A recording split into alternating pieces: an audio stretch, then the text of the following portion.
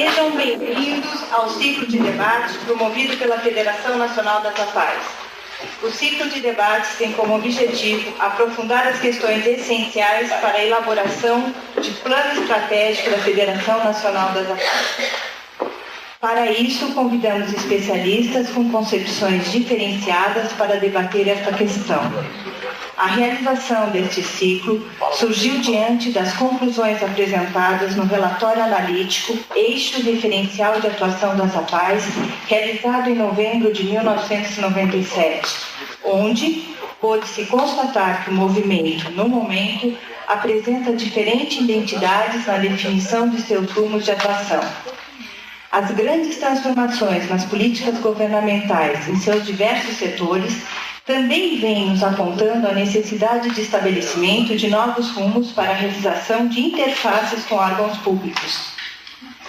Face ao quadro apresentado e tendo em vista a relevância vital que os mesmos significam para o movimento, a Federação Nacional das APAES deflagra este processo de reflexão e discussão que permitirão a definição de diretrizes unificadoras para o movimento, respeitando-se as diferenças regionais. Para compor a mesa de abertura, chamamos o Dr. Sérgio Luiz Mendonça Alves, presidente da APAE de São Paulo, Dr. Semi Gabriel, presidente do Conselho de Administração da APAE de São Paulo, Dr. Eduardo Barbosa, presidente da Federação Nacional das APAES.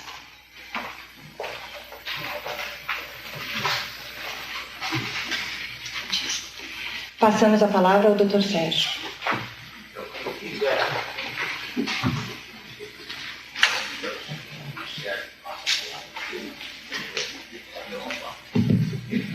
Bom dia a todos. Minha função aqui é muito grata.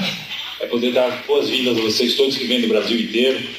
Eu já vi gente do Maranhão, já vi gente do Paraná, de outros estados, vi gente de São José. Luiz, seja muito bem-vindo à APAE de São Paulo. É um prazer ter os presidentes das federações dos outros estados aqui.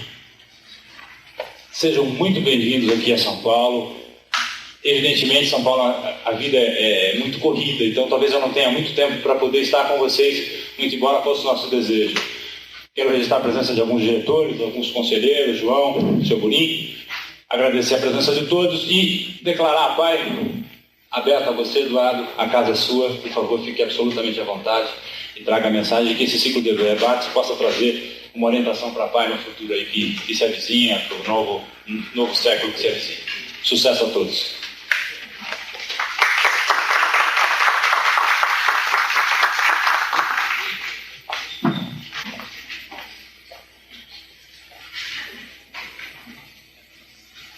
Eu apenas quero dizer que, a partir do final da gestão do Dr. Nelson Seixas, na presidência da Federação Nacional das APAES, a nossa APAE de São Paulo mudou um pouco o seu comportamento e nós procuramos nos aproximar cada vez mais das federações estaduais e das federações nacionais.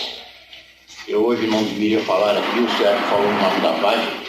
Eu apenas quero, mais uma vez, repetir o que eu tenho dito em diversas oportunidades com o presidente do Conselho e com o diretor da Federação Nacional das APAES. A APAE de São Paulo está totalmente à disposição das federações estaduais, da Federação Nacional e de cada APAE do Brasil. Apenas isso.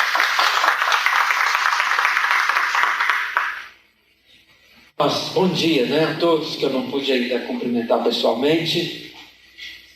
Nós estamos, nesse momento aqui hoje, cumprindo mais uma etapa de uma proposta de trabalho da Federação Nacional das APAES e nós estamos fazendo com que essa etapa aconteça em função da cooperação, colaboração, parceria, desde o primeiro momento da APAE de São Paulo, que se dispôs, como foi colocado pelo próprio Sérgio e pelo Semi aqui, a estar conosco nas empreitadas que nós achamos importantes para a revitalização, fortalecimento do nosso movimento.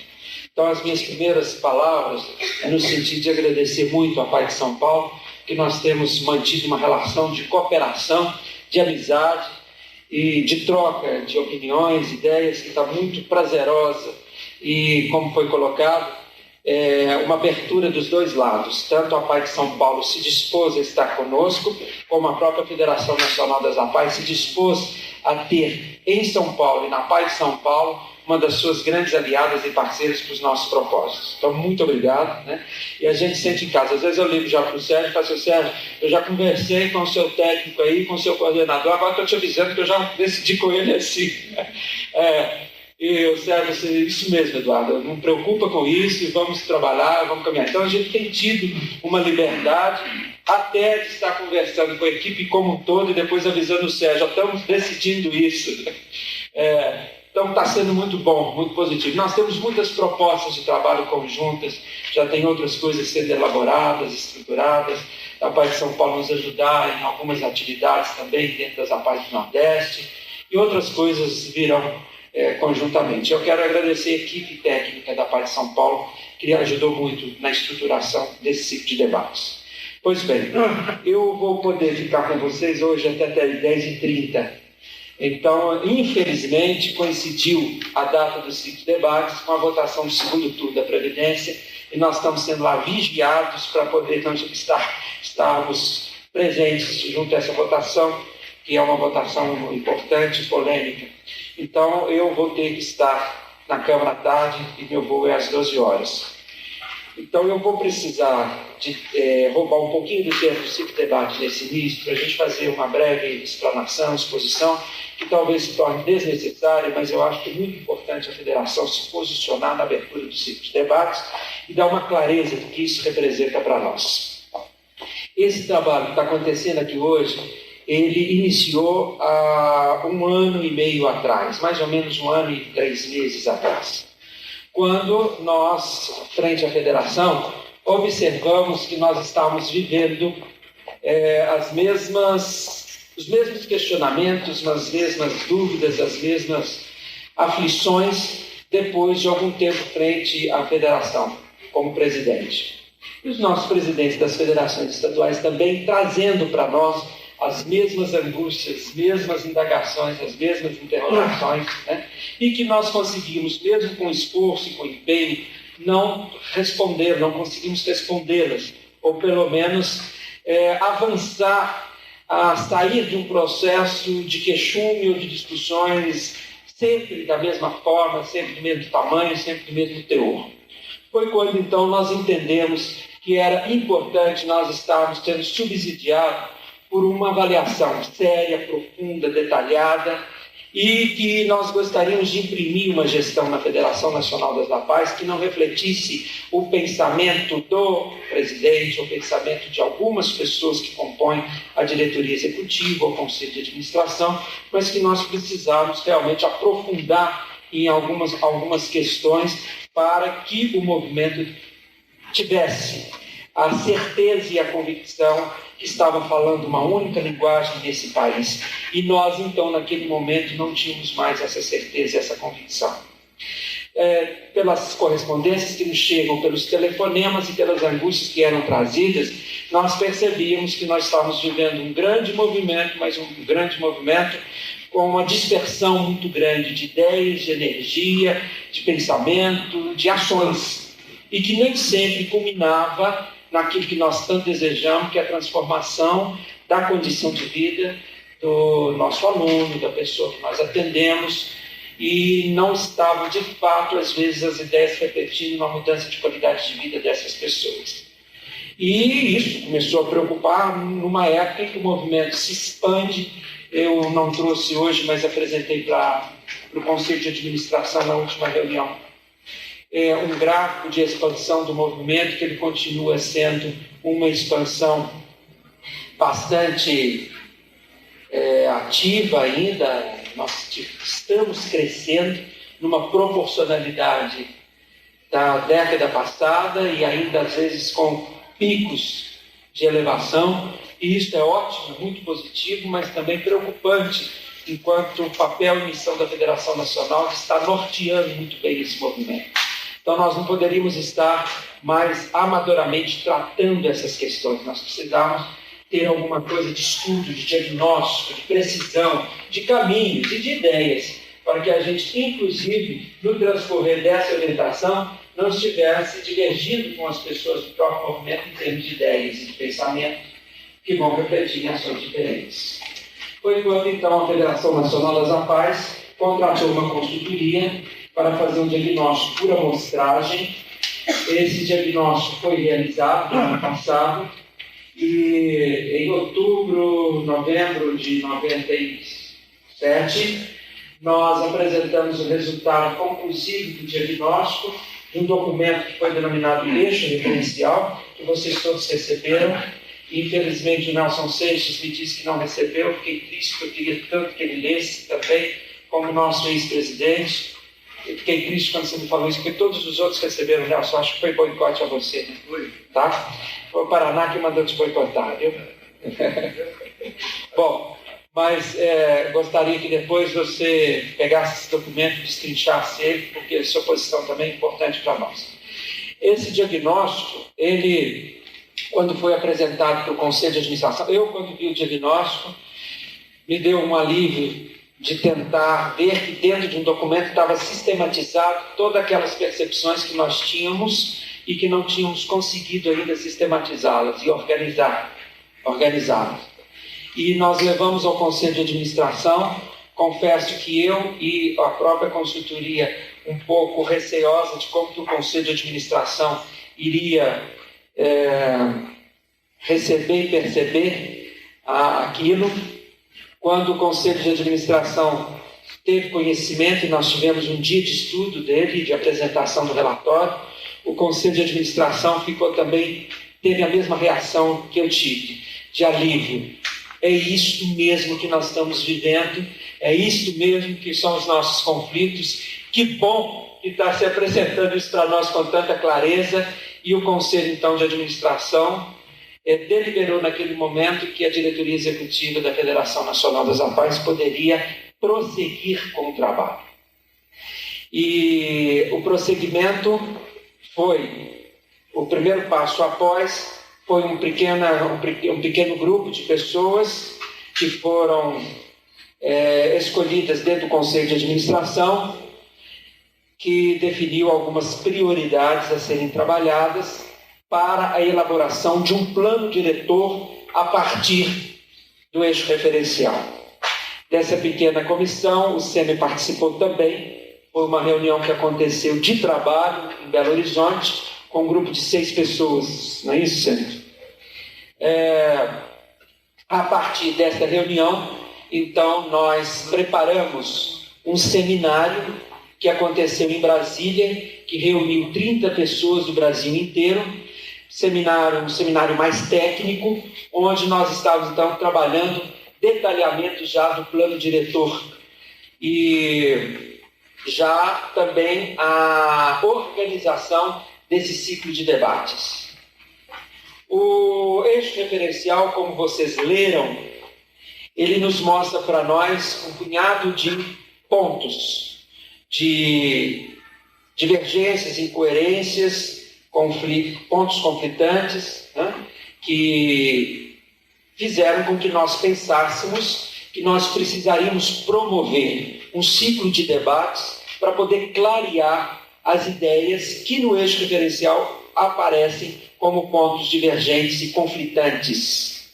Então, nós escolhemos para esse ciclo de debate 6 temas que deveremos clarear para que, a partir disso, nós possamos ter muito bem claro para nós, enquanto federação, e para todas as APAES do Brasil, como consequência, o papel e a missão da APAE.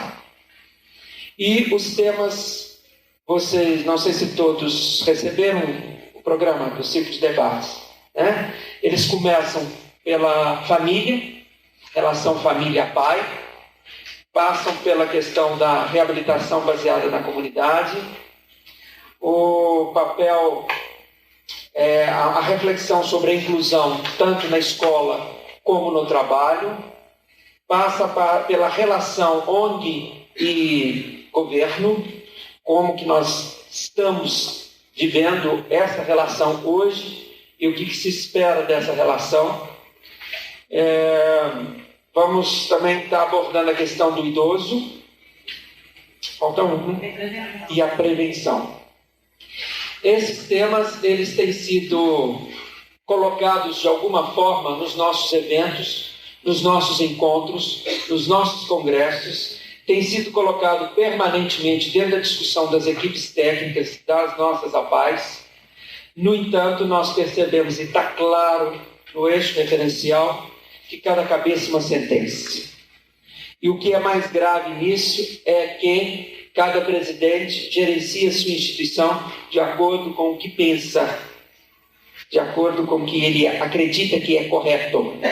O eixo referencial nos aponta claramente que todos os presidentes em todos os níveis, federações e APAES, todos têm muita boa vontade, todos têm grande disponibilidade e fazem as coisas com muito boa intenção.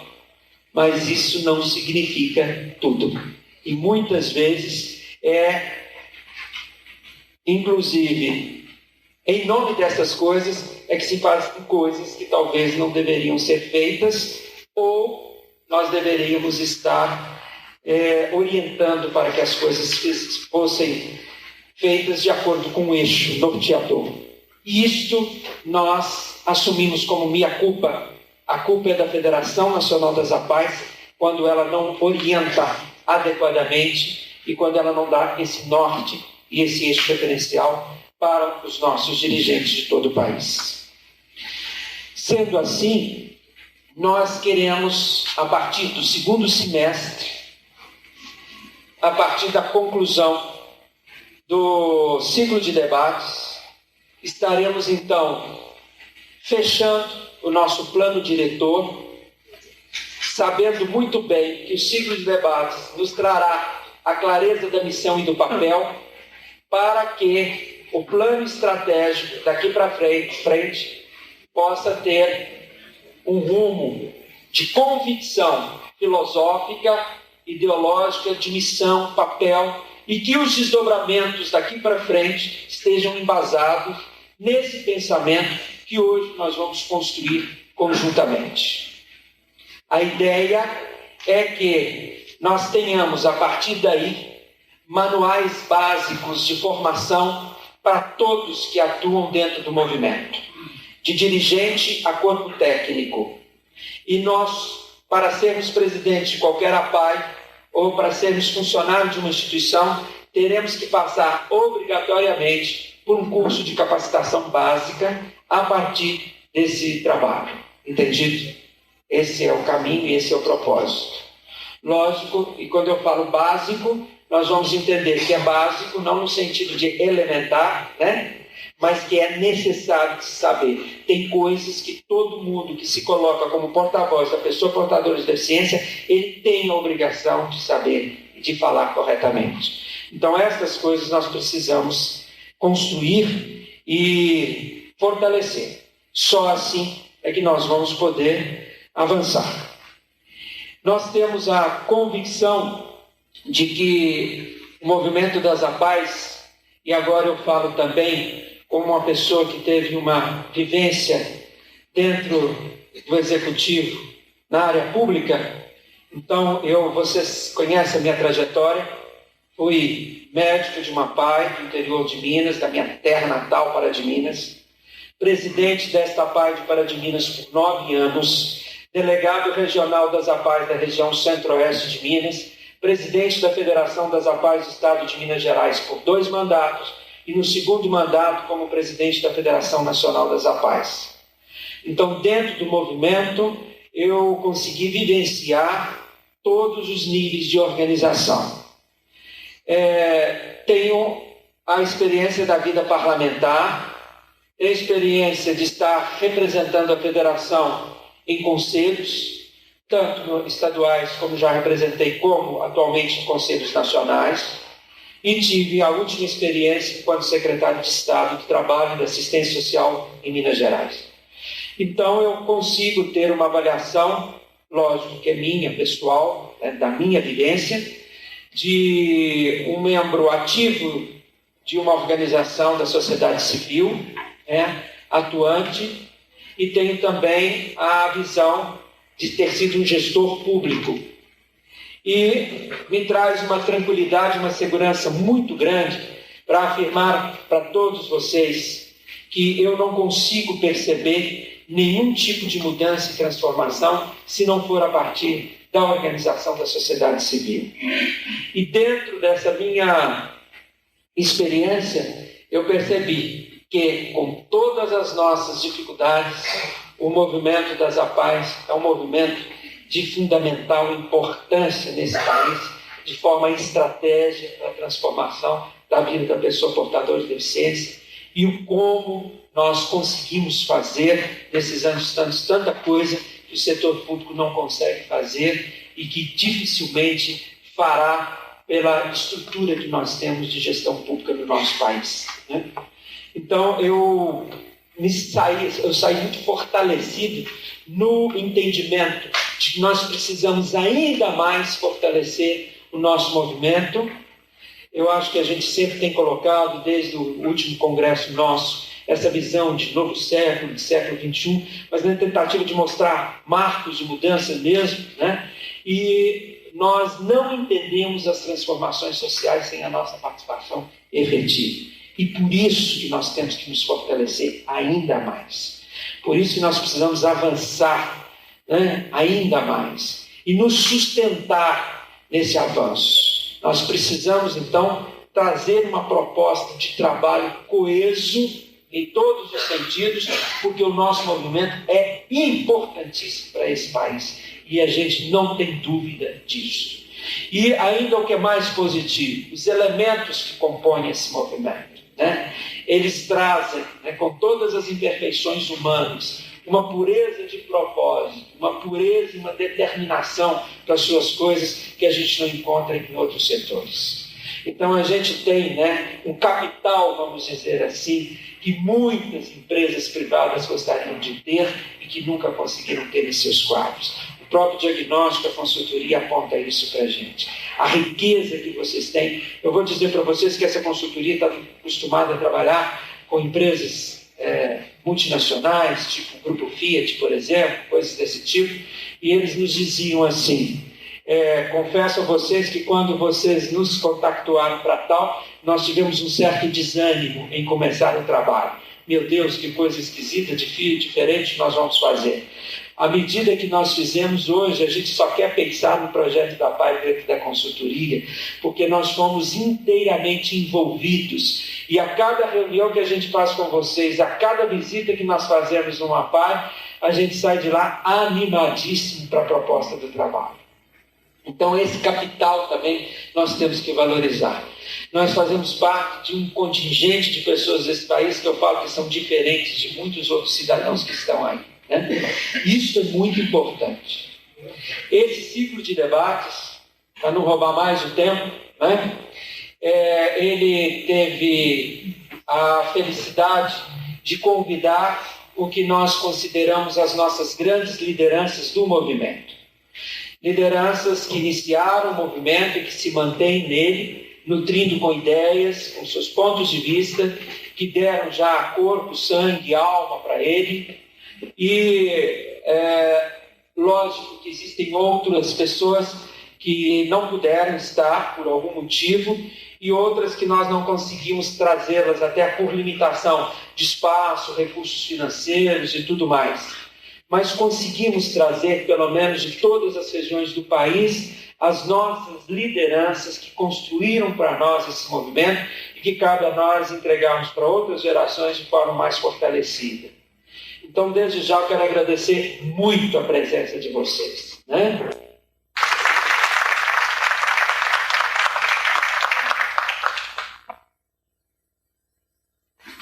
Para o primeiro painel, que é o tema Relação Família-Pai, convidamos a debatedora Mina Hegen, assistente social, ex-coordenadora do setor de estimulação precoce da PAI de São Paulo, trabalhou pela Unicef junto ao programa AESMI em São Luís do Maranhão e pela AVAC em São Bernardo do Campo, realizando capacitação de agentes comunitários de saúde.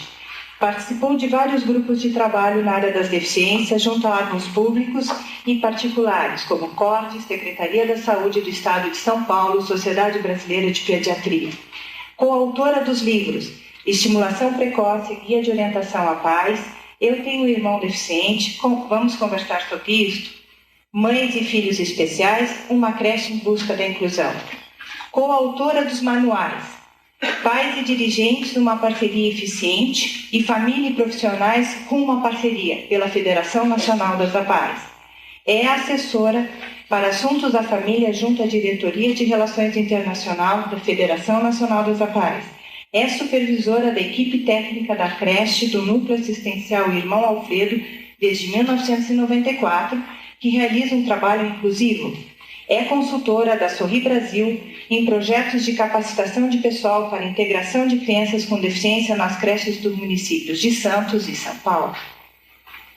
O segundo debatedor, convidamos o Dr. Justino Alves Pereira, médico, fundador das APAES de Curitiba, Paraná e Ibiporã, fundador da Escola João 23 para Crianças Excepcionais de Ibiporã, Paraná, ex-presidente da Sociedade Pestalozzi de Brasília, presidente de honra das APAES de Londrina, Curitiba e Ibiporã. Foi membro de várias comissões em diferentes esferas de governo sobre o tema da deficiência. Dr. Justino? Não falei ex-presidente da Federação Nacional das APAES.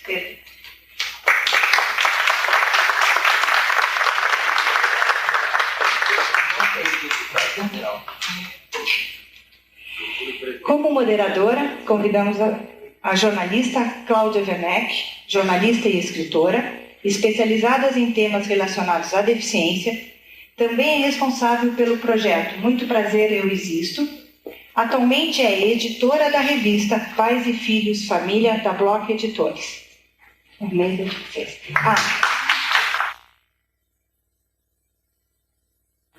Bom dia.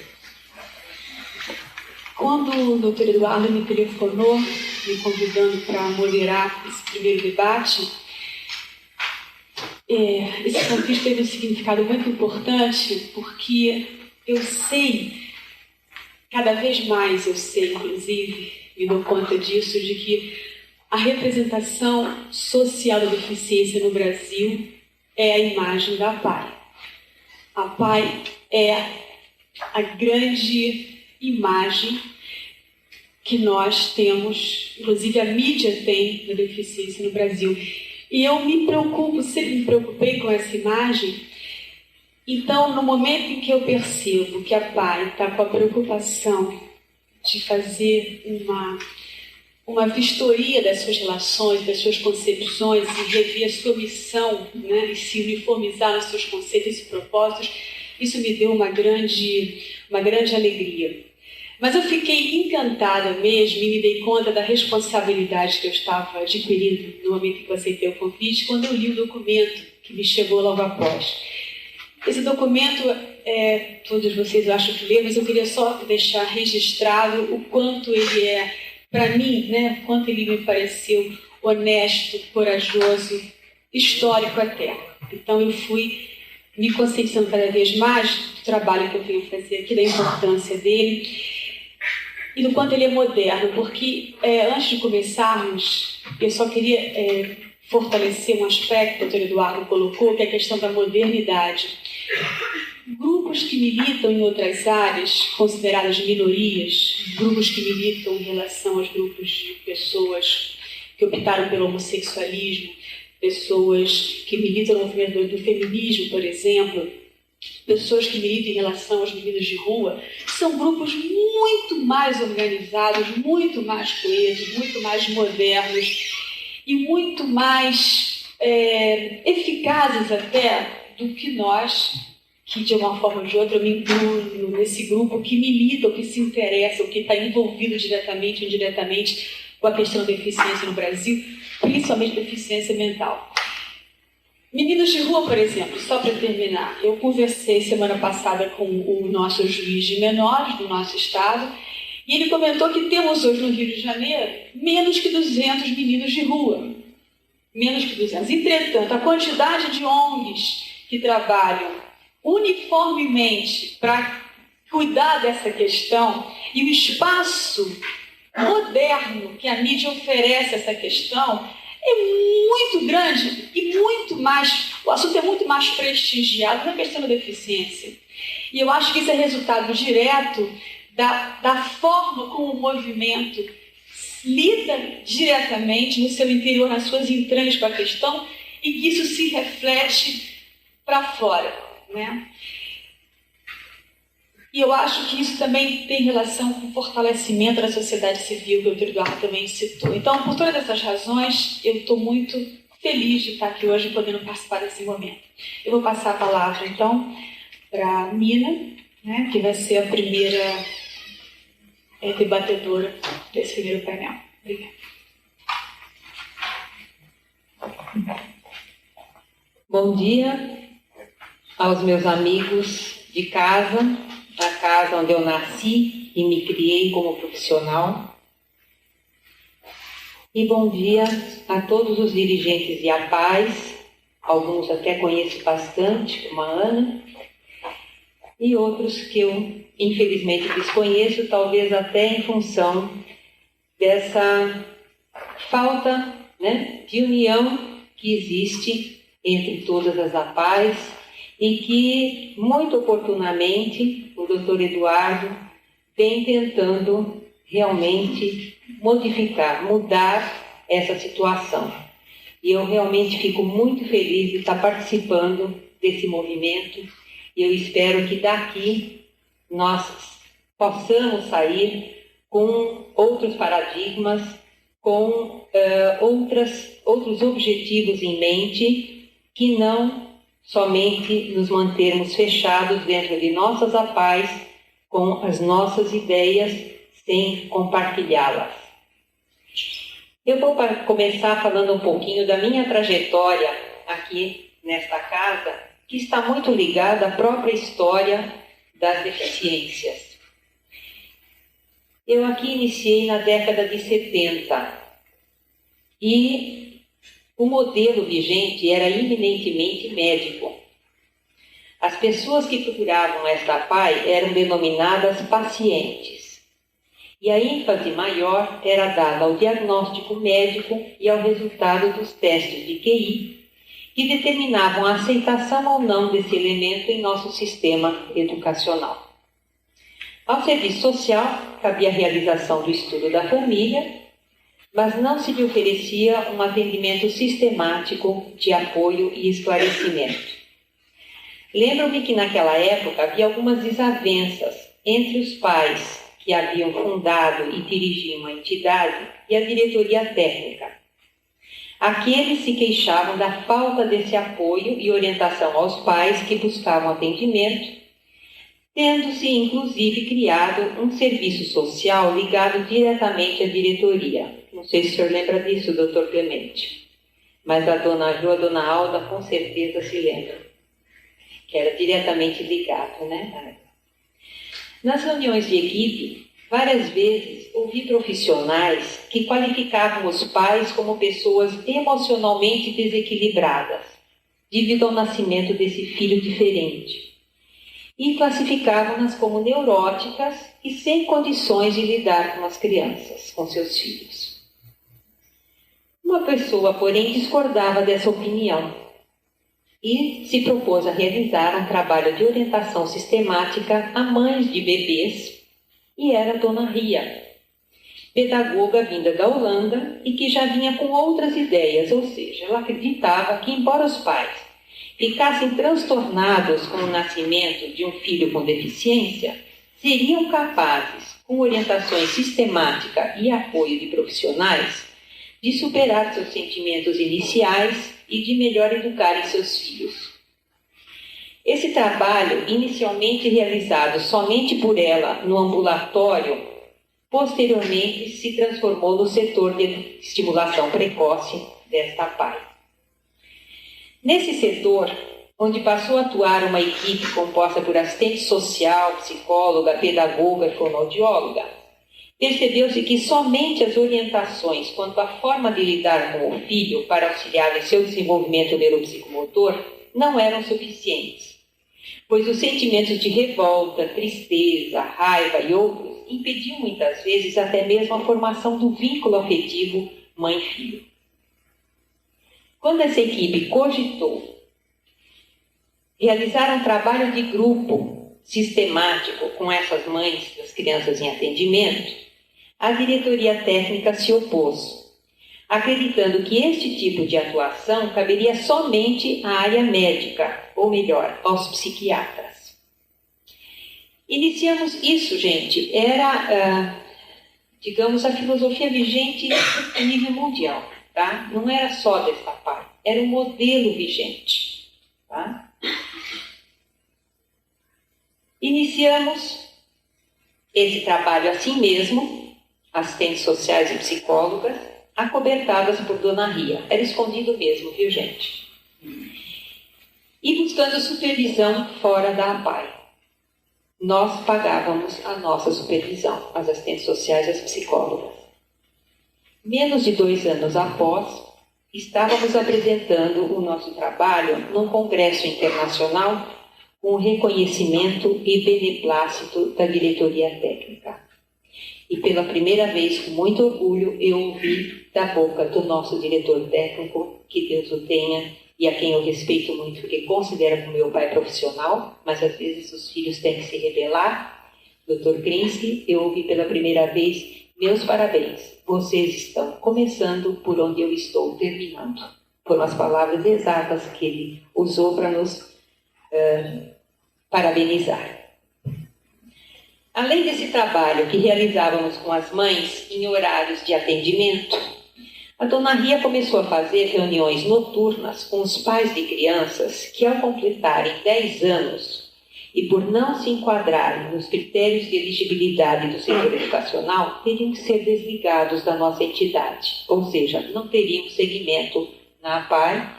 Os pais ficavam desesperados porque não tinham onde colocar, não havia local para se colocar.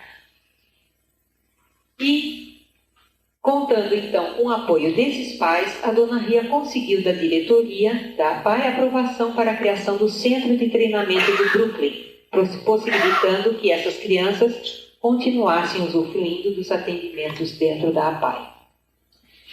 Seguindo o modelo da Dona Ria, quando assumi a direção do setor de estimulação precoce, fiz questão de instituir, além do trabalho de grupo de mães que nós demos continuidade, uma comissão de pais, mesmo sem ter objetivo de criar nenhuma unidade em absoluto. Mas o meu objetivo foi que eles pudessem estar junto comigo, participar do gerenciamento da unidade, ficar a par da nossa situação administrativa, trazer ideias de como estar melhorando, né, a performance do setor.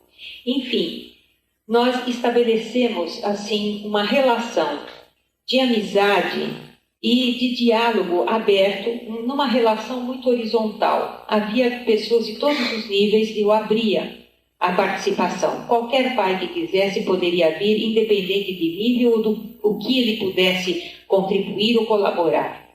A minha ideia era trazer os pais homens, porque as mães estavam aqui com a gente no dia a dia, as mães traziam seus filhos. Eu queria eram os pais homens, que sempre, até por um fator cultural, né, sempre se mantiveram muito alheios à questão, né? Tudo que diz respeito à educação e saúde dos filhos na nossa terra diz respeito à mãe, né? Pelo menos agora eu sinto que está havendo uma diferença muito grande. Eu vejo até a diferença na minha própria família, do que meu marido foi como pai, do que meu filho está sendo agora como pai. Então, eu acredito que nesta nova geração, as coisas estão mudando e mudando para melhor, graças a Deus. Eu vejo o homem muito mais participante. Nessas reuniões, eu apresentava o balanço mensal do setor, ouvia suas sugestões quanto às formas de melhorar a performance administrativa, solicitava seu auxílio em eventos e conseguia, assim, estabelecer um relacionamento afetivo e de compreensão e confiança mútuas. Eu lembro que quando a gente estava organizando um evento em que os pais de menores posses ou de mais bem relacionados podiam trazer coisas melhores ou arranjavam prendas, um paizinho muito simples assim: olha, dona, eu moro assim no interior, eu moro num sítio. A única coisa que eu posso colaborar com a senhora é com um saco de limão. Eu falei: maravilha, nós vamos fazer bebida, filé de limão, limonada, pode trazer um saco de limão. Ou seja, cada um contribuía com o que podia. Eu não exigia nada que não estivesse ao alcance desses pais. Inclusive, quando alguns deles demonstraram dúvidas se queriam ou não manter os filhos na entidade, encorajei-os a procurarem outros modelos que melhor atendessem aos seus anseios. Esta é apenas uma das fases por que passam os pais no seu processo de compreensão, adaptação e aceitação desse filho diferente. Vocês devem ter recebido aquele manual dirigido aos dirigentes de APAES que nós elaboramos, onde tinha um quadro. Não me conseguiram o resto do projetor?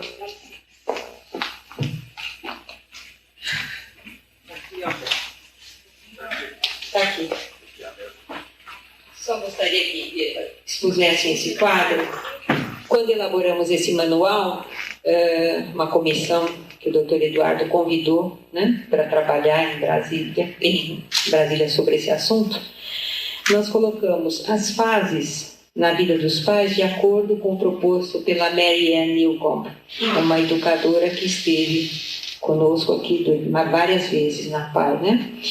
E nós tentamos adaptar o quadro, colocando, ao invés de profissionais, a postura desejável dos dirigentes. Nós fizemos um quadro semelhante com a postura desejável dos profissionais, no manual para profissionais. Então, na verdade, o que a gente estava querendo é que os dirigentes também entendessem as fases pelas quais os pais passam no seu processo de compreensão, adaptação e aceitação, né, do seu filho diferente, as reações que os pais apresentam e o que os dirigentes poderiam estar realizando para ir de encontro a essa necessidade, né, e não negá-la.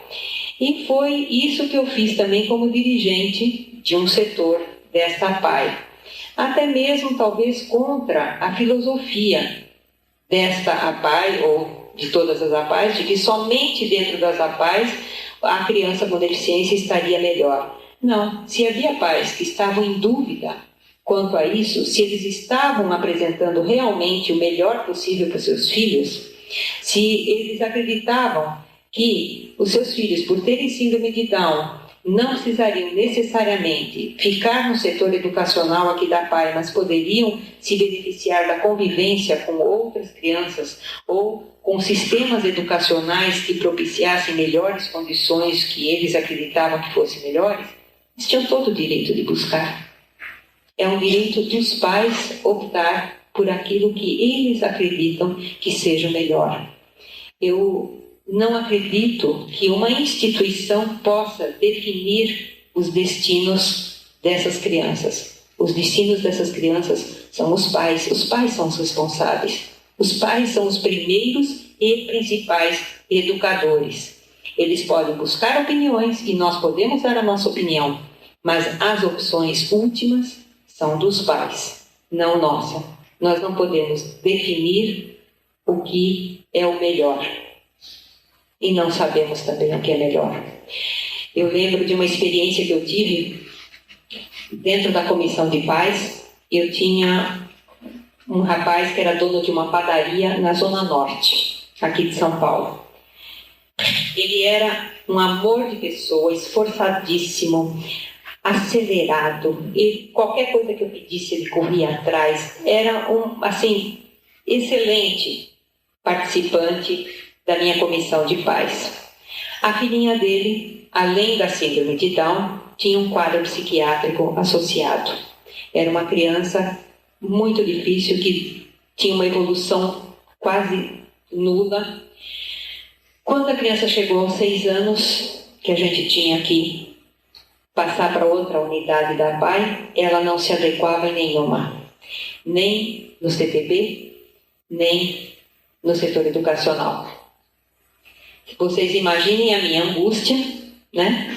Ter que desligar essa criança porque aqui nós não tínhamos possibilidade de continuidade. Ao mesmo tempo, nesse final de ano, eu estava desligando uma criança que tinha se saído muito bem, não era Down, era uma criança que tinha um certo atraso, desenvolvedor psicomotor, mas conseguiu superá-los e foi para uma escola normal. E a filhinha do Zé, que não podia, simplesmente não tinha condição. E nós encaminhamos com muito pesar para uma unidade, uma outra entidade que atendia crianças mais lentas e com esse tipo de distúrbio psiquiátrico na Zona Norte. E ainda tentei, olha, Zé, é mais perto da sua casa e talvez isso facilite um pouquinho a sua vida.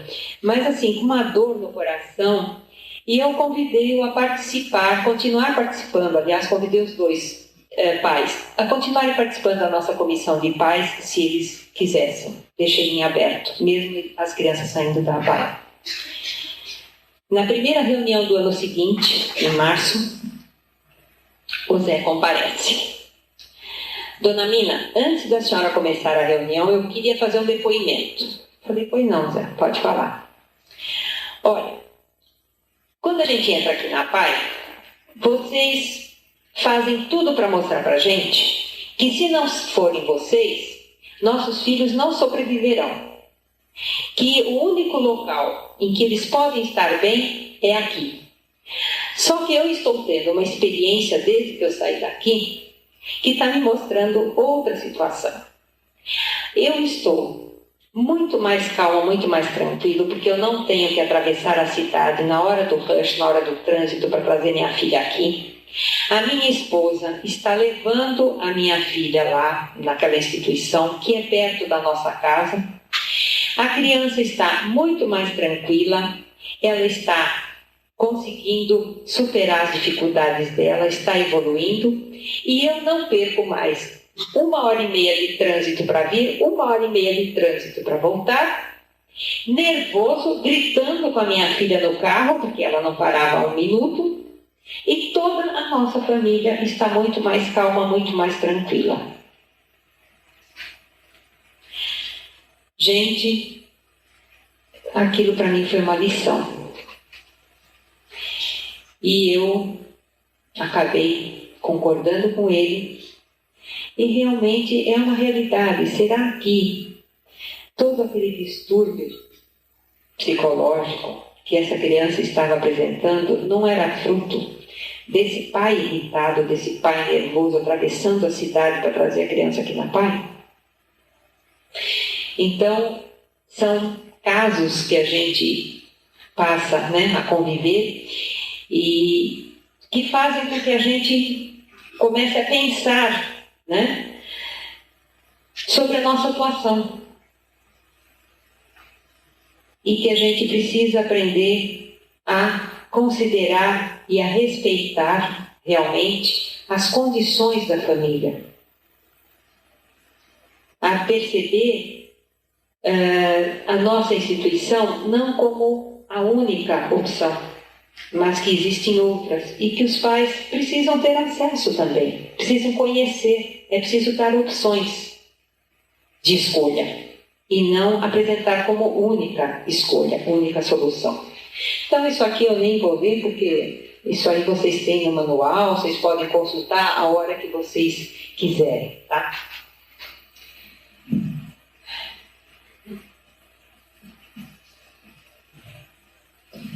Eu estou relatando esses fatos que fazem parte da história desta APAE, porque eu acredito piamente que sem o engajamento efetivo dos pais e da família, não só no processo de desenvolvimento do filho, mas na compreensão de seus próprios sentimentos, dificilmente essa criança apresentará a melhor evolução possível. Também não concordo com a afirmação de que isto só é possível em São Paulo, mas dificilmente poderia ocorrer em locais mais carentes. Tivemos em nossos grupos de mães algumas analfabetas e com parcos recursos vindas da região nordeste do país e que davam verdadeiras lições de vida a mães de nível sociocultural superior. Eu lembro que tinha a dona Antônia, uma senhora de mais de 60 anos vinda da Bahia, do interior da Bahia. E ela chegou aqui com a filha adotiva de 6 anos, com síndrome de Down, e ela contou que quando ela pegou a criança para criar, era filha de um parente afastado, a mãe tinha morrido no parto e o pai era um alcoólatra e sumiu. No mundo ela ficou com a criança. Não sabia, não entendia, não sabia do que se tratava, mas ela viu que a criança era muito molinha. Então ela pegou um pouco de óleo de uma árvore lá da região e começou a fazer massagem e pôr a criança no sol. E a criança evoluiu e estava ótima. A Gal, quando entrou aqui com a gente, era uma criança muito bem estimulada. Também vimos mulheres que nunca haviam saído do seu bairro e que mal conversavam com vizinhos, pelo simples fato de frequentarem diariamente o nosso setor, passavam a se comportar de forma totalmente diferente, caprichando no visual, fazendo amizades, passando a se valorizar como pessoas. Ou seja, é preciso investir na família e não só no portador de deficiência. Infelizmente, o nosso povo ainda está começando a aprender o que é a participação efetiva e consciente. Mas isso ocorre em outros países também, ditos do primeiro mundo. Por exemplo, nos Estados Unidos, existe uma lei que permite aos pais questionarem os programas das escolas em que seus filhos estão. Eles têm esse direito assegurado pela Constituição. Mas somente uma parcela ínfima se interessa em fazê-lo, segundo o Maggi. Por quê? Ele diz que tanto pode ser por comodismo, como pode ser por ignorância quanto ao seu direito, como também medo de que seu filho seja perseguido se ele falar alguma coisa contra o programa escolar. Eu considero válida toda e qualquer estratégia no sentido de motivar as famílias a se chegarem à paz. Em Israel, por exemplo, quando houve a imigração de etíopes, uma das estratégias utilizadas pela PAI local para atrair crianças com atraso no seu desenvolvimento neuropsicomotor foi a realização de tardes recreativas com lanches, onde se conversava informalmente sobre seus filhos, procurando os técnicos melhor conhecer os pais, ganhar sua confiança para que pudessem posteriormente confiar-lhes os seus filhos. É lógico que não se pode exigir que todas as famílias participem da mesma forma, mesmo porque cada família é uma e única e passa por várias fases em seu processo de compreensão, adaptação e aceitação. Mas o importante é que a instituição não assuma a total responsabilidade pelos seus atendidos, deixando os pais de lado no processo de habilitação. Os principais responsáveis e educadores são os pais, que, tanto ou mais que seus próprios filhos, necessitam de auxílio para melhor exercerem os seus papéis. Eu lembro que, baseado nesse trabalho que eu fiz com um grupo de mães, e ao perceber o quanto a gente é despreparado para ser pai ou mãe, o quanto a gente é pai ou mãe por intuição, e o quanto pequenas dicas, que a gente possa dar a esses casais antes de serem pais ou mães poderiam ajudá-los. Eu comecei a trabalhar com gestantes. Eu, durante 5 anos, fiz um trabalho com uma obstetra, preparando mães e pais para assumirem seus papéis. E nesse curso, que a gente dava todo o psicoprofilático, chamado parto sem dor, respiração, etc., eu procurava dar pequenas dicas de educação. Procurava mostrar a importância do papel deles, a importância do não, da frustração ainda dos bebês, para que eles desenvolvam a capacidade de se superarem e de desenvolverem a sua individualidade. É importantíssimo isso, dar o norte, como diz o Dr. Eduardo. Assim como as pais também estão precisando do norte, os bebês também precisam. E os pais é que têm que dar. Só que dificilmente a gente sabe dessas coisas antes de ser pai ou mãe. A gente vai saber quando o filho começa a ter problema e a gente precisa procurar psicóloga. Ou seja, também nessa área é importante a prevenção. Não é? Cabe aos pais a responsabilidade de preparar profissionais que possam trabalhar com as famílias, no sentido de apoiá-las no momento em que adentram a instituição. Porque não é fácil entrar numa pai com um filho deficiente, é muito difícil.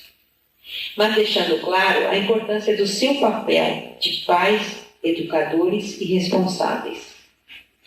Mostrar-lhes que a instituição, por ser um órgão formado por pais, necessita da sua colaboração, que se trata de um trabalho de parceria.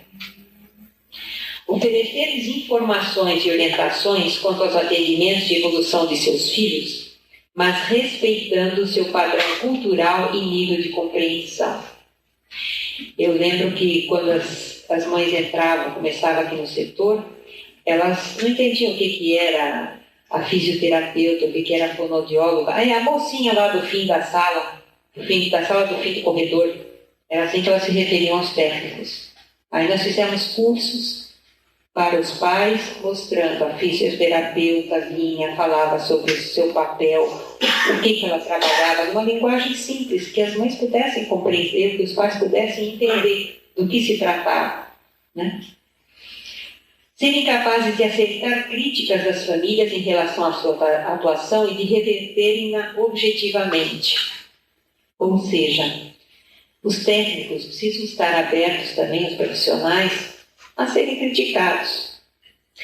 Eu lembro que naquele tempo havia algumas mães que entravam no grupo de mães chorando, porque uma das nossas pedagogas era extremamente rígida com as mães. Também foi uma fase em que a gente queria, né? Isso também a nível mundial aconteceu, que os pais se tornassem profissionais. Os pais tinham que trabalhar com seus filhos nas suas casas como se fossem profissionais.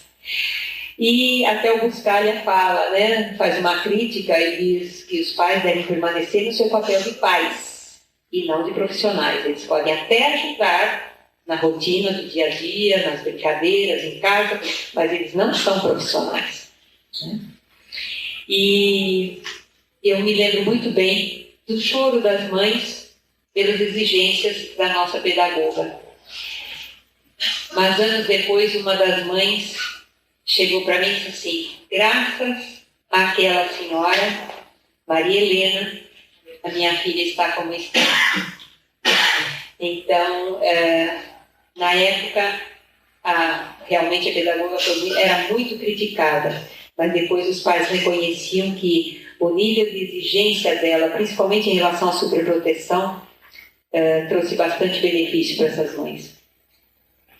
Aproveitar o surgimento de lideranças, abrindo espaço para que ocupem cargos na instituição compatíveis com suas possibilidades ou trabalhem em suas comunidades pela inclusão de seus filhos. À medida que os dirigentes percebam que existem pais líderes, é preciso aproveitá-los. É preciso não temer perder o poder por dividi-lo. A melhor coisa é dividir o poder, assim a gente se torna menos responsável, não é? Quantas estratégias podem ser as mais variadas possíveis, desde lanches, jogos recreativos, passeios, campeonatos esportivos, clubes de mães, palestras, cursos sobre temas de interesse dos pais. Eu acredito que qualquer estratégia, dependendo da região, da cultura, é válida. Não podemos nos esquecer que a família é um subsistema da comunidade e, como tal, ambas estão em constante interação, sofrendo e exercendo influências mútuas. Essa dinâmica existente entre famílias e comunidades, se bem trabalhada pelas instituições, pode se constituir em poderosa força de mobilização. É importante que cada dirigente de APAI e os profissionais envolvidos considerem cada família como um possível agente modificador de atitudes e valores da comunidade em relação aos portadores de deficiências. Somente assim poderemos atingir a tão sonhada sociedade inclusiva, já que a inclusão dos portadores de necessidades especiais se inicia na família, núcleo social primário e principal responsável pela nossa formação como cidadãos. Obrigada.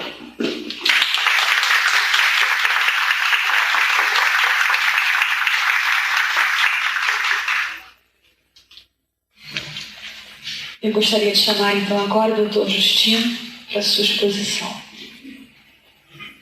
Tenho muita satisfação, muito orgulho de estar aqui presente. Eu só queria chamar a atenção do nosso presidente da federação, que ele esqueceu que era médico, quando convocou eu, que já sou acima dos 70, para participar de uma reunião tão emocional. Ele esqueceu que isso é perigoso. Que, olha, aguenta coração. Não é brincadeira.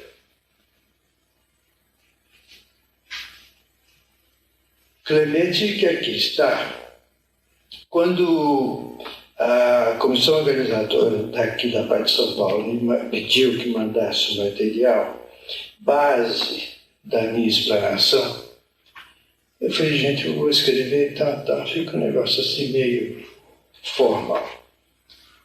No meu caso, como pai, eu vou só anunciar alguma coisa e dizer que eu vou ter um norte para isso. E esse norte vai ser uma circular que foi enviada pelo Clemente, então presidente, aos vice-presidentes. Não sei se o Clemente ainda se lembra disso. Eu gosto para dizer que eu não estou inventando, Clemente. Clemente foi meu professor e pai e irmão. Talvez eu venha citar alguns nomes aqui durante essa conversa. E o fato de eu não citar outros nomes não quer dizer que tantos outros não mereceriam ser citados. Então, de um modo conjunto, eu reverencio a todos aqueles que, estando aqui pessoalmente, ou estando em pensamento, aqueles que já se foram, aqueles que não puderam vir, Dona Alva,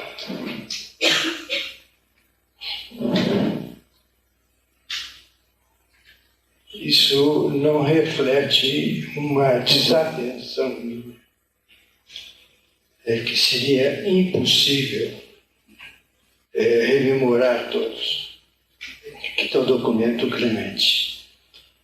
Jô, que coisa fantástica Jô Clemente fez.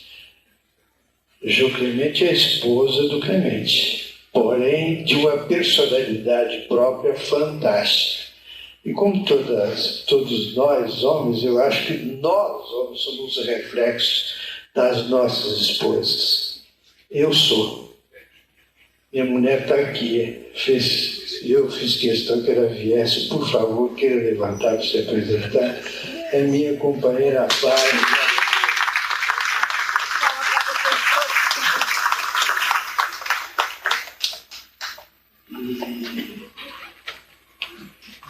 Foi, como a Miriam disse, e continua sendo a mãe, a base de todo o movimento.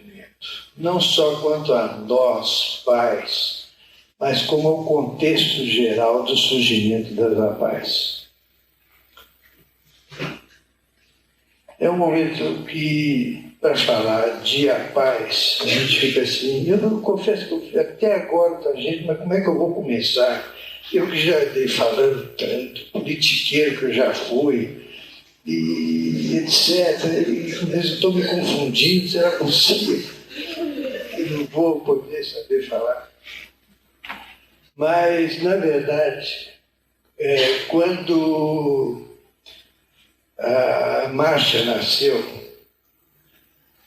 e ela veio trazer uma grande alegria para nós e tal. Mas Casa de Ferreira, Espeto de Pau, eram 3 médicos assistindo. Na verdade, 2, porque eu, médico, não estava exercendo o papel de parteiro que eu era, mas assistindo. E naquela ocasião era um pouco difícil, esse lá se vão 46 anos, que nossa filha nasceu, a primeira filha, né? A gente... Ela não queria ir para o hospital de jeito nenhum. Eu falei, é bom ir para o hospital. Ela falou, não vamos, tudo bem e tal, tudo bem. E o parto foi indo relativamente bem mesmo, as fases do parto. Mas quando chegou no período expulsivo, parou. Não, daqui a pouco. E esse daqui a pouco foi se alongando. E aí veio o traumatismo craniano. Naquela época, eu já tinha cerca de 4 anos de formado, e me achavam médico da roça, que eu sempre fui, sou ainda, moro na roça, mas eu me achava muito bem gabaritado como parteiro e como neonatalista, que nós, médicos generalistas, naquela ocasião, achávamos que tinha uma competência plena. E estava convencido disso. E veio aquele trauma, nasceu bem, e na hora, tudo bom. E logo depois que nasceu, eu, médico da roça, eu tinha gente me esperando. Nós éramos 2 médicos só naquela ocasião, e gente precisando, então, daí a pouco, eu só comi uma canjinha, que toda parturiente naquela época tinha o direito de uma boa canja. Comi a canja do nascimento da neném, e já saí para a clínica e voltei à tarde. Nada de ficar ali paparicando, nem mulher, nem filho. O médico da roça tem disso. Pois bem, e quando eu voltei à tarde, estava vendo lá na mesinha de cabeceira, no bercinho dela, a Marcinha com os movimentos de mão. E logo depois de boca. Logo com menos de 24 horas. Já eram inícios de algum sinal de alguma lesão. Eu confesso que não acreditei naquilo. Mas, falei, olha, tem que tomar alguma providência. E naquela época estava surgindo as primeiras incubadoras, que foram das primeiras naquela ocasião, que a gente colocava a criança lá dentro, fechado, mas não vai morrer de falta de ar, oxigenia, introduzia ali. E aí levamos para o hospital e ela ficou durante 1 semana em crises convulsivas. E o prognóstico era muito severo. Mas felizmente evoluiu tudo bem. E ela nunca mais teve convulsão, a não ser que apresenta uma certa ausência lá de vez em quando, mas sempre sob atenção medicamentosa. Mas a lesão cerebral trouxe um retardamento mental, desde o princípio com aquele atraso nas várias fases, né, de se comunicar, de aceitar, de se mobilizar, etc. E ela gordinha, bonitinha, bem tratada, bem cuidada, com uma mãe muito cuidadosa e tal. E aquilo foi indo. Mas você fala, poxa, mas Não, é porque ela é muito gordinha, por isso é que não assenta ainda, por isso que não engatinha. Com o tempo eu achei que mal parado. Eu me formei no Rio. Eu me lembro que naquela ocasião o Rio não tinha muita ligação com São Paulo. Não sei se por ciumeira de São Paulo, que estava, do ponto de vista médico, se expressando muito, mas o pessoal do Rio se achava mais gabaritado do Brasil, né, na faculdade e tal. E eu passei por São Paulo e fui para o Rio. Cheguei lá. Os meus professores. Isso é uma fase triste da medicina, mas é evolução natural. Não me deram, olha, isso é assim mesmo, e olha, você vai ter que se... Tem a lesão, né? Tem a lesão, e é isso mesmo. E vai dando um remedinho e vai cuidando aí, porque é uma doente, né? Porque essa doença e tal. E aí ela não andava direito, não sei o que e tal, assim, né? Voltamos ao Rio com um ortopedista, o nosso professor de trauma de ortopedia e tal, fulano professor, não sei o quê. E, tem problema, resolvemos isso, vou colocar uma bota e um aparelho aqui e tal, uma bota. E não tem problema, de aguardar duro nela, porque ela vai ter que se acomodar com essa botinha aí e tal. E fizemos a botinha lá no Rio mesmo, e trouxemos, e custamos, e ela se revoltava contra aquilo. Até que uma ocasião nós não aguentamos mais e jogamos fora, mas antes mandamos fazer, como chama aquilo?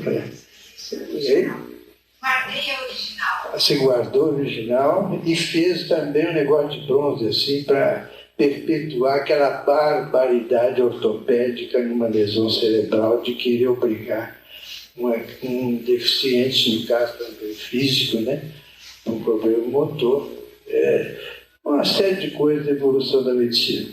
Bom, e aquilo me preocupou. Falei, mas gente, tem que haver uma resposta médica. Vamos procurar isso. Esse pessoal do Rio de Janeiro, eu vou ir para São Paulo. Quero saber desse tal de São Paulo como é que é. Aqui, em São Paulo, foi que eu achei. Quantos anos? Foi mais ou menos. Que ano você lembra? Ela tinha quantos anos? 8 anos por aí? Menos? Aí falaram que tinha um tal de Lefebvre, mas antes tinha um tal de Ain e um tal de Krinsky. Vamos ver o que esses paulistas vão arrumar. Tal. Não, é isso mesmo, não sei o que e tal. E tem que pôr menino numa escola. Quantos anos tinha? Uns 6 anos. E eu olhei pro Ain, pro Krinsky e falei, mas pôr na escola? Você acha que ela tem condições de aprender alguma coisa? Tal. Ela tem que pôr na escola. E onde é que tem escola? A escola aqui só tem a nossa aqui e tal, e é numa casa aqui, mas então tem lá também, hein? Avenida Pamplona, e tem lá não sei mais aonde e tal, tem até internatos, tem não sei o que lá, não sei o que e tal, e tem algumas opções raríssimas. Lá em Belzonte, lá, como é que chama lá? Não sei. Como é que chama lá? E muitos me orientaram, melhor interná-la. Deixa ela num lugar desse, numa clínica dessa, quem tem problema médico e tal. Eu falei, mas não é possível, não aceitava aquilo e tal. E aí fiquei conhecendo algumas pessoas daqui de São Paulo ligadas ao problema. E numa dessas pessoas, companheiro, colega, médico, de alta distinção. Tampa o ouvido, gente. Pode tampar. Abrindo mais. Uma dessas pessoas foi Clemente. E uma dessas mulheres foi Jô. Estão conhecendo a tal Dona Alba também. E, bom, aí tem que trazer para a escola. Aí eu falei, mas escuta, o Lefebvre também, nessa ocasião, nós consultamos, ele que mandou. Sim, o Lefebvre foi a base profissional que influiu Santo Lefebvre, que Deus o tem. E eu levei no Lefebvre que fazia o acompanhamento, etc e tal. E você vai ter que ir mesmo lá para o AI. Não, pôr numa escola. O Lefebvre repetiu. Falei, Lefebvre, na minha cidade não tem essa escola que você está falando. Londrina, que já é uma cidade grande, importante, Curitiba, não sei o quê, não tem essa tal escola que você está falando, não existe isso. Não, existe sim, você põe aqui na do Chaim, do Ain e do Krinsky e tal. E eu chegou num ponto que eu achei ruim com o Lefebvre. Falei, Lefebvre, rapaz, põe o pé no chão, você não sabe que eu sou médico da roça, eu tenho que viver palpando barriga de doente lá para poder viver e tudo. Como é que eu vou pôr a escola? Não existe isso, rapaz. Pô, deixei de saber, ele também zangou comigo, e deixei de saber se tem que pôr numa escola mesmo. Falei, tá bom. Fomos, voltando lá para Ibiporã, que é a minha cidade, onde eu moro há cerca de 51 anos. E voltando, começamos aqui, ficou um drama na nossa vida. Então resolvemos trazer a Marcela para cá. Mas nós não tínhamos condições de acompanhar, mas tinha uma prima muito boa, eram os meses, mas ela se revoltou com a nossa ausência da família. Ela já tinha um espírito de família muito agregada. Ela se revoltou. Me lembro que a gente vinha... todo mês a gente vinha a Viena, né, de avião, e ela ia nos levar no aeroporto. E aí ela ficava, coitadinha, a gente vendo assim o avião naquela ocasião, aqueles aviões pequenos, ficava até ali pertinho, ela chorando de raiva da gente abandoná-la, né? Aí chegamos num ponto, desistimos. Estou contando isso para vocês verem parte do drama que passa às vezes o pai ou os pais. Muito bonito às vezes resumir as coisas, mas... E aí leva de volta, seja o que Deus quiser. Aí continuamos discutindo, resolvemos então, Lefebvre deu de duro outra vez,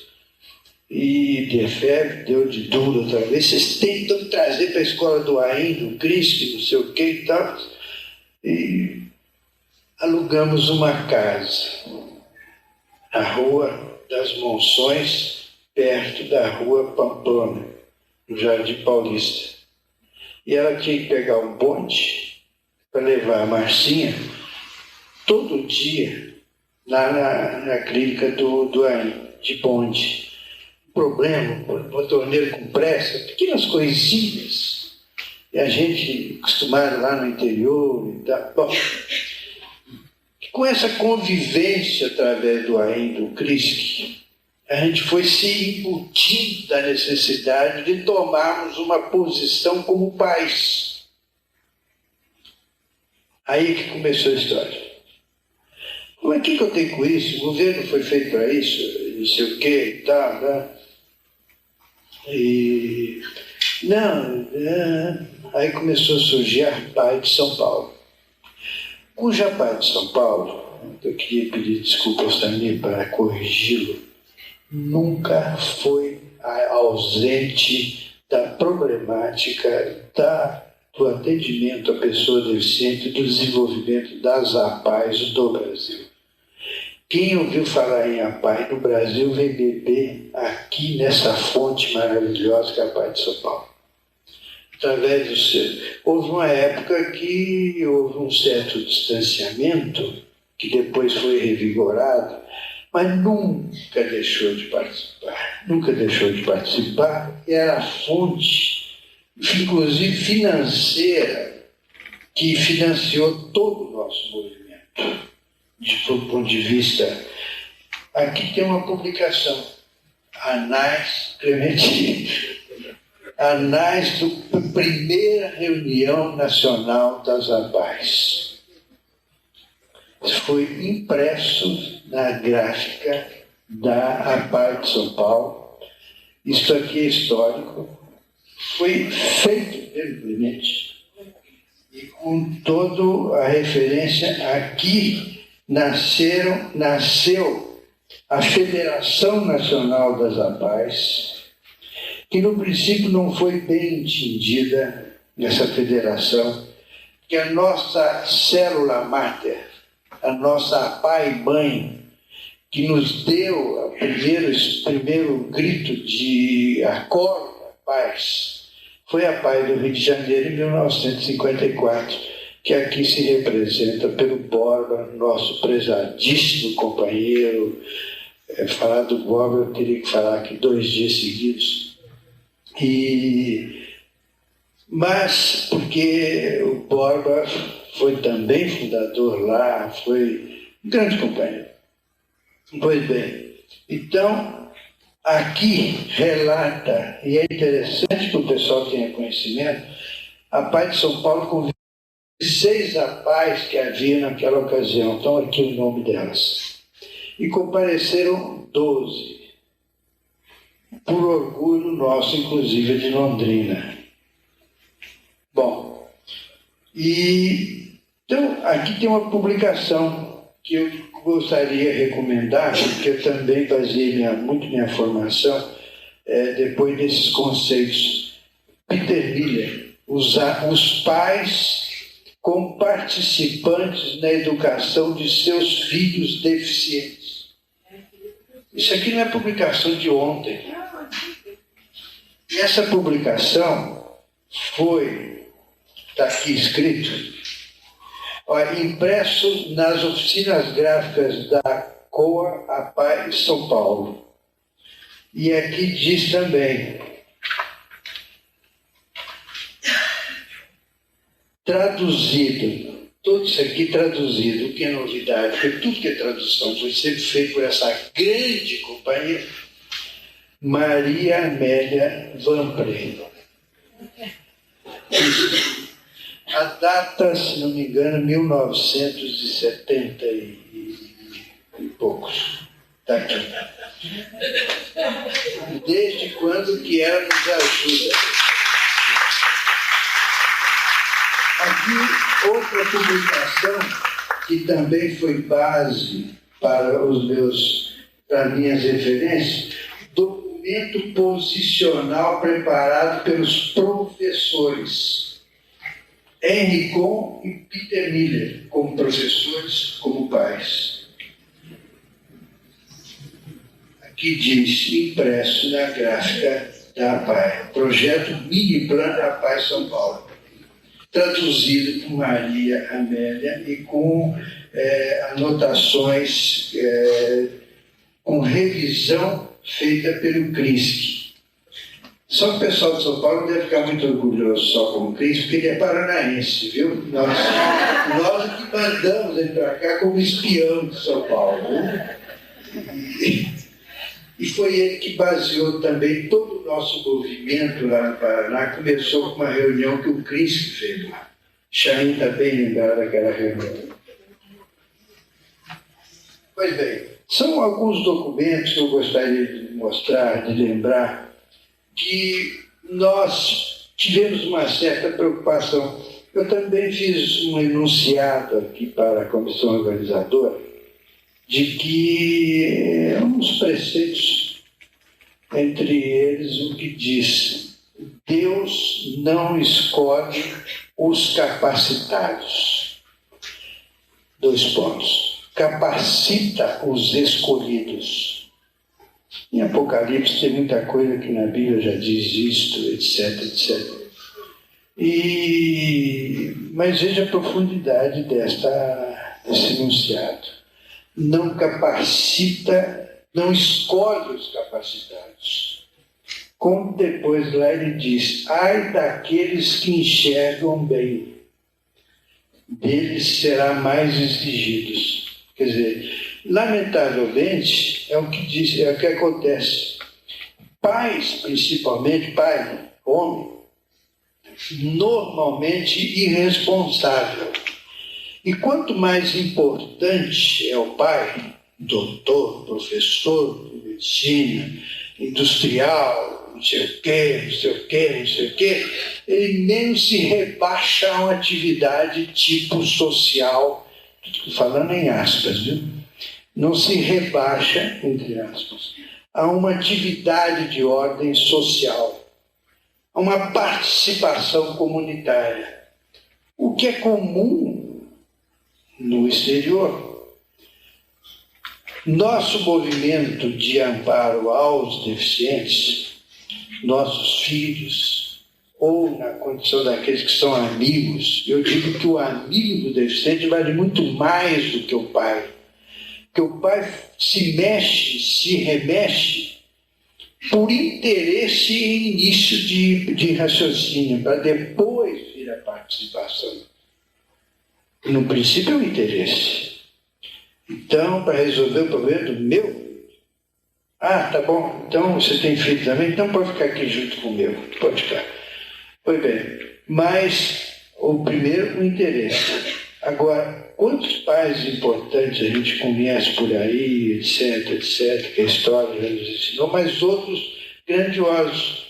A Fundação Kennedy, que é uma maravilha, que aqueles que não conhecem devem conhecer, não só a sua história, como visualmente, como eu tive a oportunidade de conhecer, não só em Nova York, como lá em Filadélfia. Olha, é um pai do presidente Kennedy. A história de uma família altamente preocupada. E foi raciocínio deles, que eu em parte aprendi lá também, de que nós pais devemos nos preocupar e fazer alguma coisa antes que o governo pense em fazer, porque normalmente o que o governo faz é tardo, lento e caro. E nós fazemos com outra condição. E há vários líderes mundiais que foram escolhidos por Deus para isso. Vale a pena ler na biografia, na autobiografia do general de Gaulle, foi um grande homem, etc., etc. Vale a pena ver a condição dele de pai que ele relata. E a ligação que ele teve com um professorzinho da roça, em Colombey-des-Églises, um professorzinho chamado Georges Pompidou, que atendia a filha dele lá nessa cidadezinha, porque ficava ruim ter casa lá em Paris com uma deficiente, uma menina doente, que ele tinha, deficiente não, naquela ocasião ainda era doente. E General de Gaulle, né, o rei da guerra, o que salvou o mundo e tal, e não tinha condições de salvar dentro de casa o problema. Pois bem, então começou a vir esse tal professorzinho, Georges Pompidou, vinha dar aula na casa dele lá em Colombey. Mas vem as coisas e tal, ele orientou esse tal de Gaulle, e que havia necessidade e acabou-se. Que ele depois teve que ir para Paris, né, etc., levou esse tal de Pompidou também, e ele sempre foi amparando dentro da atividade pública, foi ministro da Educação, foi presidente da República, é um nome famoso, todos conhecem, que começou a vida dele profissional com a filha do de Gaulle. E de Gaulle relata a dor de consciência que ele tinha quando ele chegava na janela da casa dele de Colombey e ficava vendo onde a filha dele estava enterrada, que faleceu precocemente. Depois, na prática, ele fez algumas coisas, e a França tem um serviço muito bem organizado.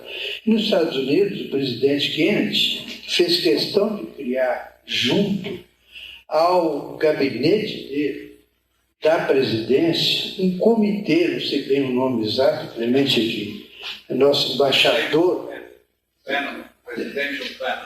Painel presidencial. Todos os assuntos tinham que ser levados ao gabinete relativos ao deficiente, tinham que ser levados ao gabinete do presidente dos Estados Unidos.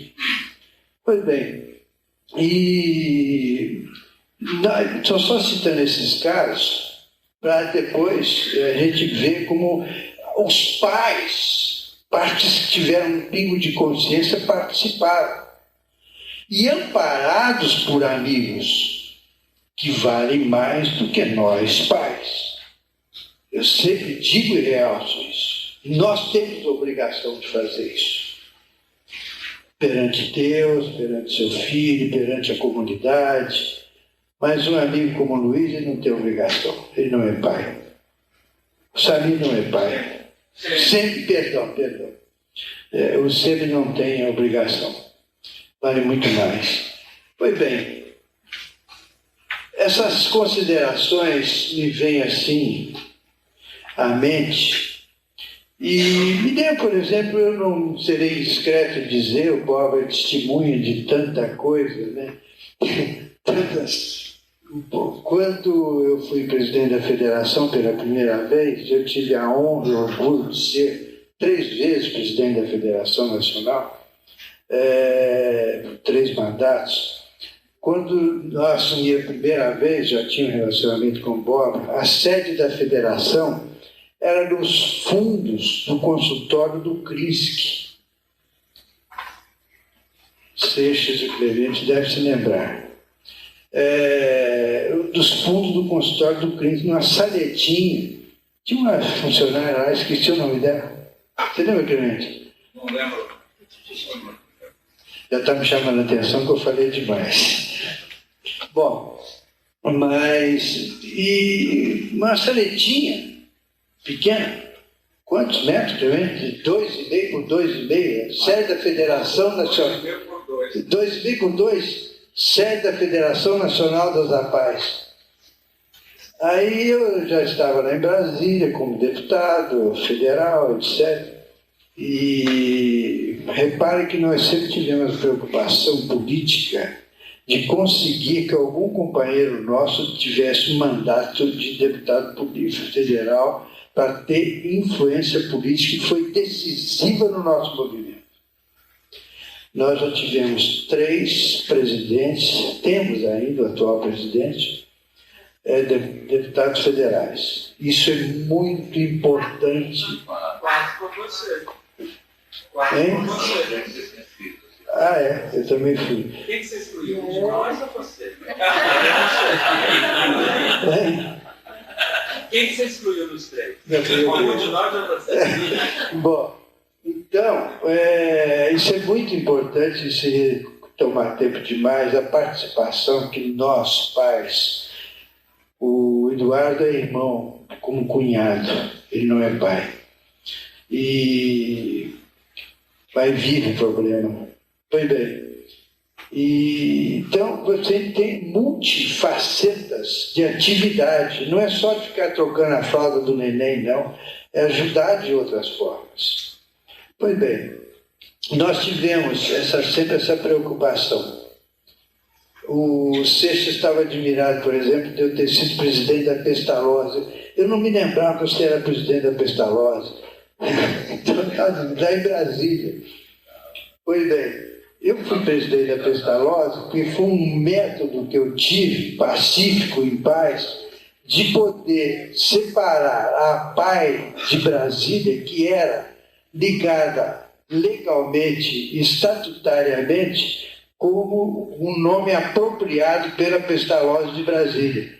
A PAI era um setor, a PAI de Brasília era um setor da Pestalozzi de Brasília.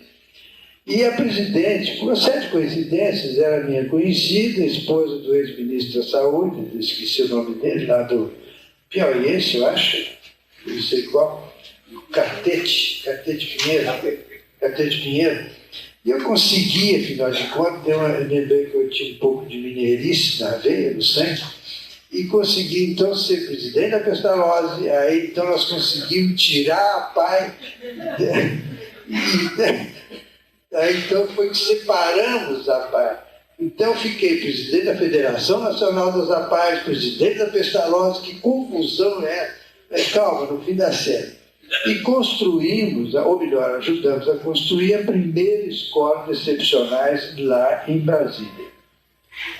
Fomos nós que fizemos lá como presidente da Pestalozzi. Bom, mas eu estava dizendo do Boba, quando nós estávamos na Saletinha, aí tinha que levar essa mudança para Brasília. E eu falei, gente, não tenho dinheiro para nada, nem para um cafezinho, onde é que eu vou pagar essa mudança? Aí lembrei também de minha tradição mineira, meu sangue mineiro. Eu falei, o Borba, ele tem um monte de caminhona no Exército. Ele é general do Exército reformado, veterinário, e era comandante lá no negócio, lá no Rio. Eu falei, ô Borba, você tem um monte de caminhão lá à toa, você pega um caminhão daquele e manda lá pegar nossas coisas lá em São Paulo para levar para Brasília, mudança da federação. O quê? É isso mesmo, não sei o quê. Tá. Mas você acha que eu posso fazer esse caminhão do Exército, ficar andando, fazendo papel de mudança, não sei o quê? Eu falei, Boba, eu não sei, você vê lá. Porque me telefonou, o caminhão, não sei o quê, está indo aí para pegar a mudança. Foi o Borba que levou. Você vê? Soldado, sargento. E como pais, vocês vejam as multifacetas de um pai consciente, como ele sempre foi. Fui questionado por Estado Maior do Exército. E outro episódio também muito interessante, só para dar assim. Uma vez nós fizemos um encontro, um congresso lá no Rio, e faltou lugares para a gente não tinha dinheiro naquela ocasião para coisa nenhuma, para alugar hotel, não sei o quê. Nós não éramos a parte de São Paulo, nós éramos uma federação nacional, a parte de São Paulo que é rica, nós somos pobres. Bom, então um dia eu falei, e faltava lugar para professoras, moças, um monte de professor e moça. E o Bob era comandante lá de um batalhão, uma coisa assim, lá no Rio. Eu lembrei daquilo. Falei, ô Bob, você precisava quebrar um galho, rapaz. Você ajeita uma acomodação lá no seu batalhão para colocar lá umas professoras. Você não sabe que entrar mulher no Exército é um absurdo, não pode entrar mulher aqui, não sei o quê, isso aqui é só... Um negócio assim. Você lembra disso, Bob? Aí eu não posso, nem vou pedir isso, nem nada. E tal. Aí depois fala o seguinte, nós mandamos fechar o quartel, mandamos tudo que é soldado embora, e você pode ocupar o quartel. E o quartel do Exército dele lá foi ocupado por uma turma de professoras, etc. Olha, já me cortaram a palavra. Olha, uma última frase. Não trocamos nosso filho excepcional por nenhuma fortuna deste mundo.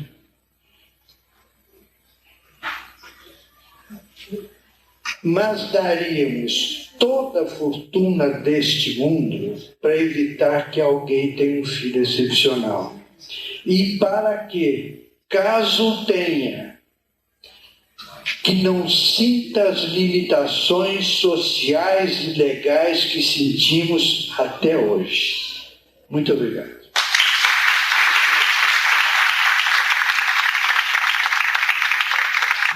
Me parece que o doutor Justino e a Mina, igual Paixão, passaram pela PAI e construíram PAI, cuidaram. Desculpa. Jeito de falar.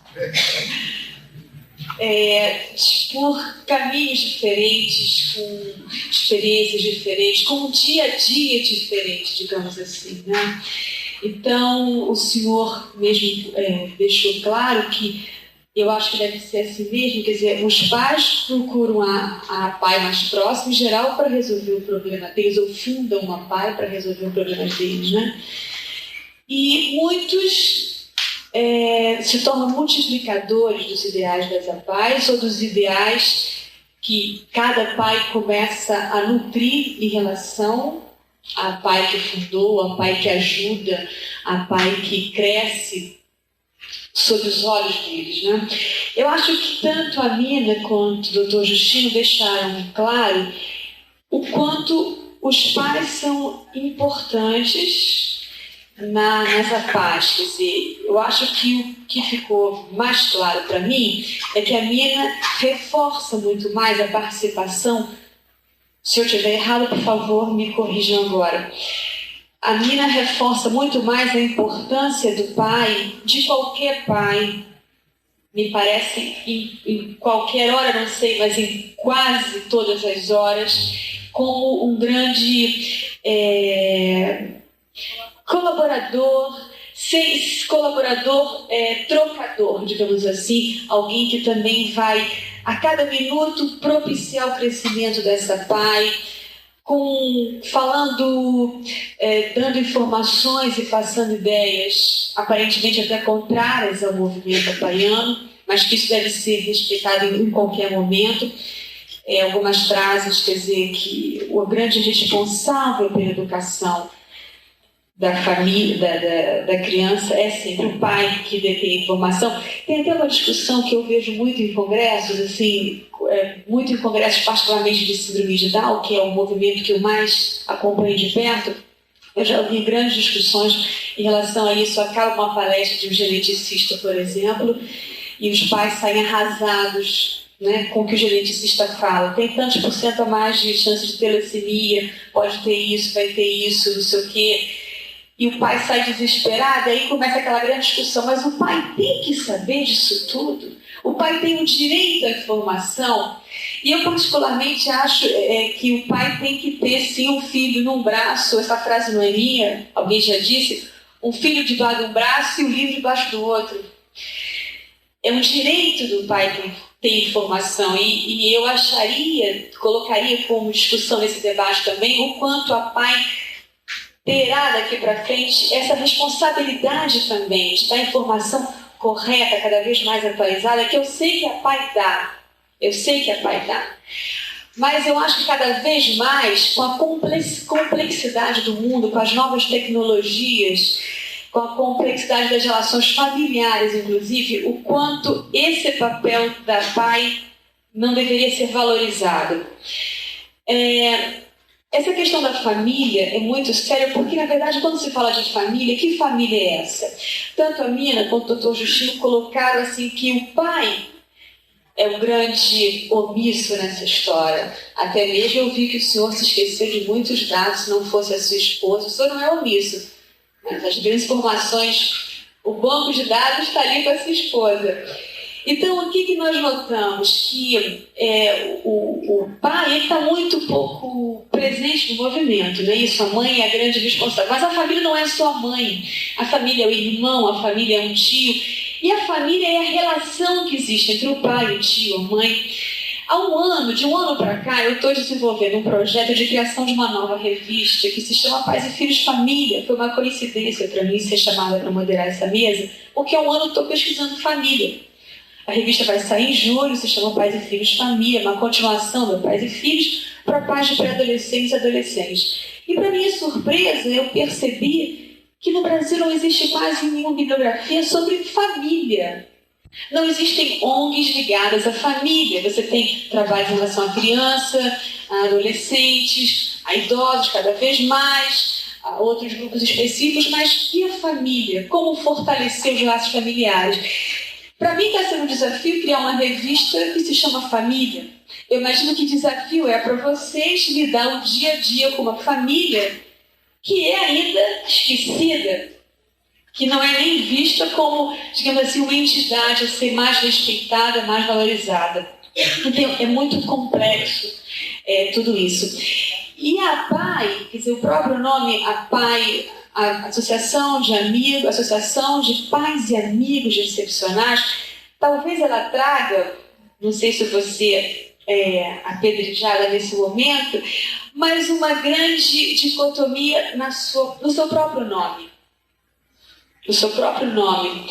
Você tem os pais com objetivos muito claros, imediatos, de ajudar aquele filho. Eu sei que a família tem um desespero muito grande. O senhor contou uma história que eu acho que se repete ainda hoje, porque eu vejo que os pais penam em busca de informação, na busca de um atendimento imediato de alguém que os apoie, né? E então você tem os pais de um lado, você tem os amigos de outro. E quem são esses amigos? Quem são os grandes amigos do pai? O senhor citou um amigo, você naturalmente citaria outros, mas os amigos são os voluntários. E aí, qual é o conceito de voluntário hoje em dia? Né? Eu acredito, então, que ambos percebem a importância da família, mas eu notei a Nina mais incisiva, mais clara, mais preocupada em democratizar esse acesso. Né? O senhor queria acrescentar algo em relação a isso? É o que eu teria para falar em relação ao que foi exposto até agora. Obrigada.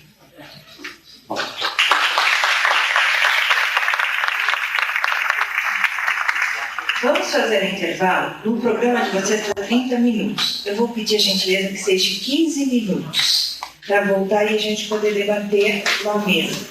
Tá? Por favor. Tem um copo. Um minutinho. A Ari. Não.